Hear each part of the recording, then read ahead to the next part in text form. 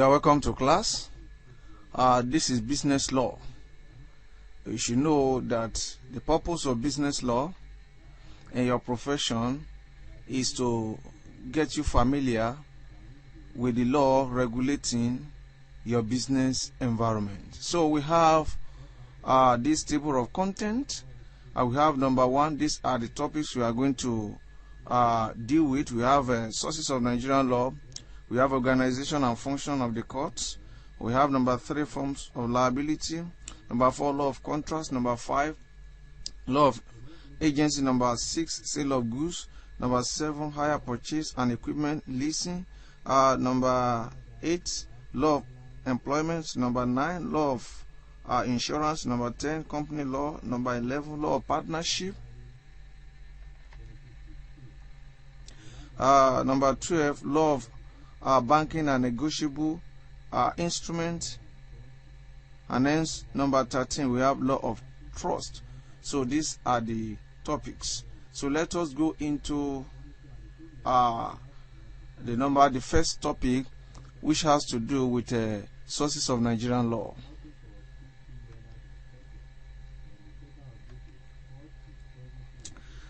We have sources of Nigerian law. This is chapter 1. We have sources of Nigerian law are divided. The sources are divided into 2. We have the primary or principal or primary sources. Under principal or primary sources, we have received English law, we have Nigerian legislation, and we have customary law. Then under subsidiary or secondary sources, we have textbooks and law report. We have judicial precedents, and also we have international obligation.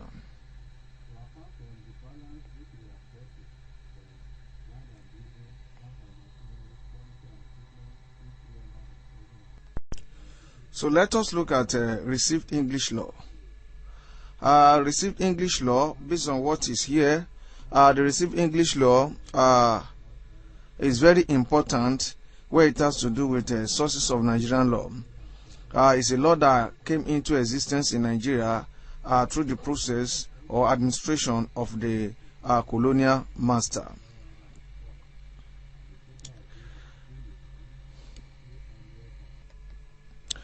So as I put on here, the received English law remain an important source of Nigerian law because of Nigerian colonial heritage, as English law was introduced into the different parts of Nigeria following the establishment of British colonial administration in the 19th century. The received English law was introduced into the colony of Lagos by Ordinance number 3 of 1863. So that was the reason why the English law was introduced into every part of Nigeria. So the court were mandated to make use of English law to administer justice. So that was how English law came into Nigeria. It was brought. That is why the word says received English law. So it was brought, received from English main country into Nigeria. So that is why it is called received English law. We received it when the colonial master came. They came with their law,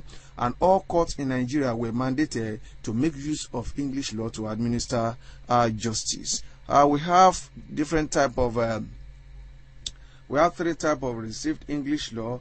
We have common law, which we are going to examine later. Common law. We have number 2, doctrine of equity.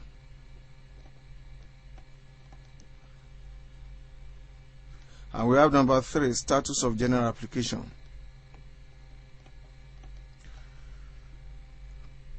Status of general application. So these are the 3 branches of received English law. So let us look at each of them. So we have what we call common law. Common law, based on what is written here, is used to describe law peculiar to the people of England. So it has to do with their way of life. It's peculiar to the people of England. It talks about their way of life, what they believe. So it also talks about their culture, what they are, what they hold on to right from the beginning. So that is common law. Common law is so peculiar to the people of England. So it is common to the people of England. So it covers what they believe and all areas of their lives.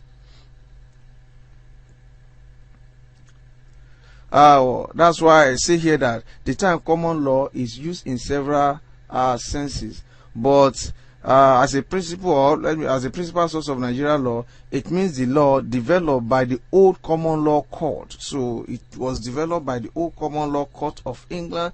The common law, the court of England is known as King Bench, or court of common plea, or court of exchequer. So that was the court that developed common law. So we have characteristics of common law. Number one is that the common law is not a written law. Number one.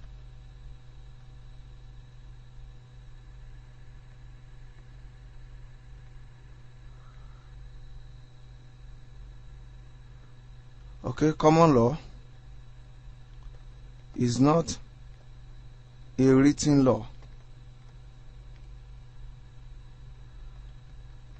Why is not a written law is because the law is not made by the parliament, so it's not written.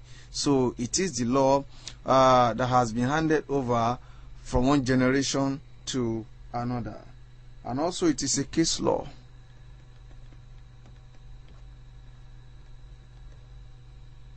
It is a case law means that it is law that is empowered by decided cases. So it is a case law. It is being empowered. It is made to function to spread all over England because of by a decision of the court. So that is why it is known as case law. And where a court makes a decision using customary law, so any other court that want to make decision on so related matter in the future, we have to depend or rely, and that is what bring about judicial precedent, rely on the earlier decision of the first court. So it is a case law, means that it is developed by decision of the courts. And also another thing is that common law is rigid. So it is a rigid law.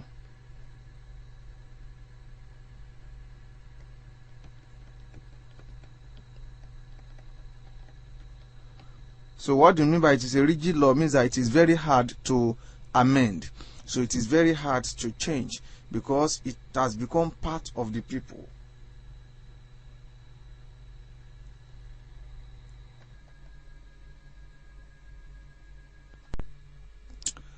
All right. Another characteristic of common law is that it is a complete system. It is regarded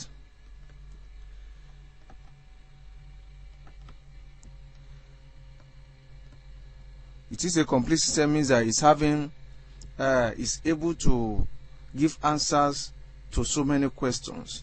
So it is a complete system means it covers all areas of issues. So in England, all matters. So it is the law that is having answers to so many questions of life. So that is why it is regarded as a complete system. So these are the characteristics of common law. Let us look at the second one, which is doctrine of equity. Equity has to do with fairness. So that is why this place says the ordinary meaning of equity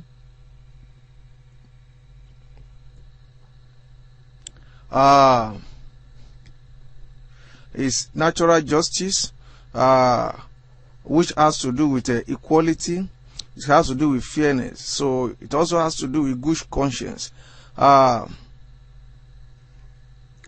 Equity was introduced into England because of the position or the rigidity of common law. So there was a lot of complaint to the king then concerning common law.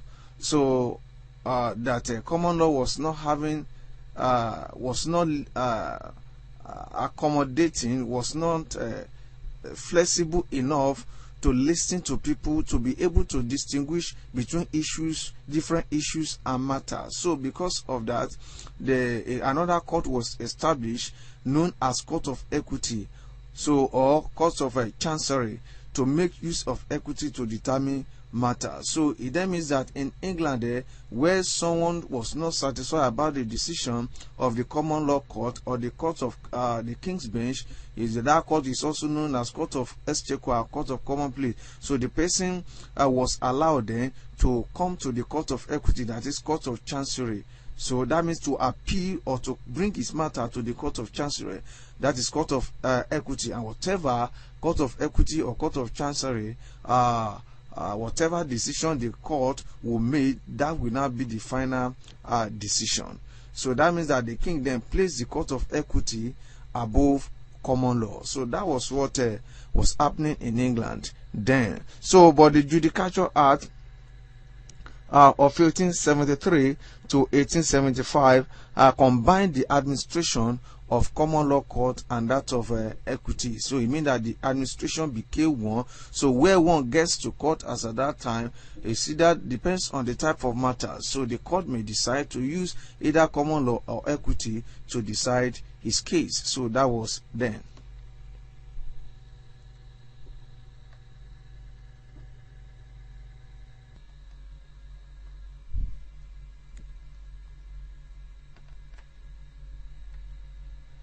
And let us look at what we call maxim of equity. Those are the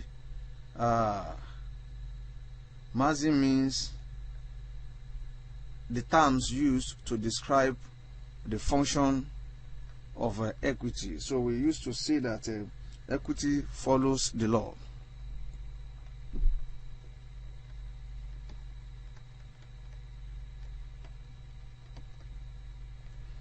Then we have number 2. Delay defeat equity.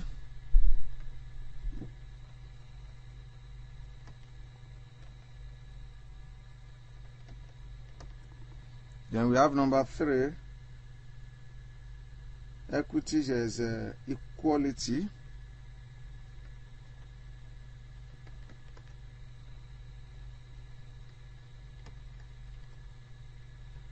Then we have another one.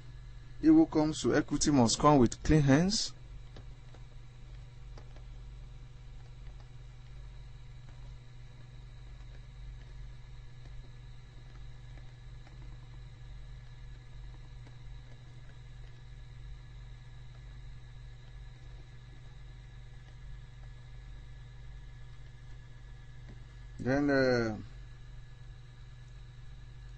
Then another one is equity will not allow a wrong to be suffered without remedy.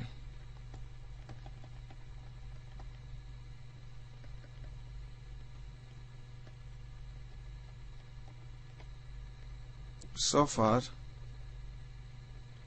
without remedy.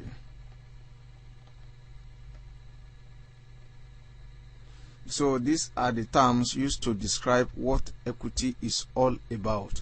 So he talked about the beauty of equity, he talked about the acceptance of equity. So that is all this signifies.